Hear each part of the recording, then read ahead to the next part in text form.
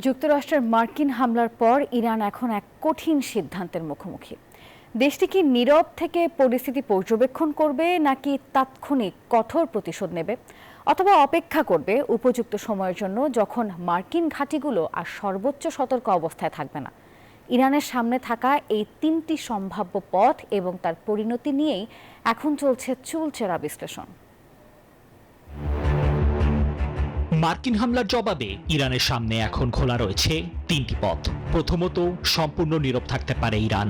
এতে নতুন করে মার্কিন হামলার আশঙ্কা কমবে ঠিকই, তবে দেশের অভ্যন্তরে সরকারের ভাবমূর্তি ক্ষুণ্ণ হওয়ার ঝুঁকি রয়েছে, যদিও কূটনৈতিক পথে আলোচনার একটি সুযোগও তৈরি হতে পারে। দ্বিতীয় পথটি হল তাৎক্ষণিক ও কঠোর প্রতিশোধ। ইরানের হাতে থাকা বিপুল সংখ্যক ব্যালিস্টিক মিসাইল দিয়ে বান্ডেল থাকলে প্রতি সেনমানিতে টাকা বাঁচবে। বিকাশ সেনমানি বান্ডেল কিনে জিতুন প্রতি লেনদেনে। মধ্যপ্রাচ্যের প্রায় 20টি মার্কিন ঘাঁটিতে হামলা চালানো সম্ভব।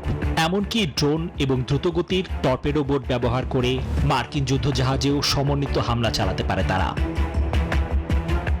শেষ বিকল্প হলো উপযুক্ত সময়ের জন্য অপেক্ষা করা।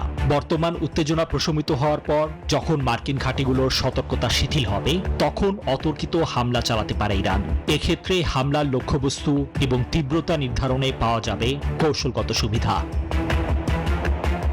নিবির আমিন, নিউজ 24।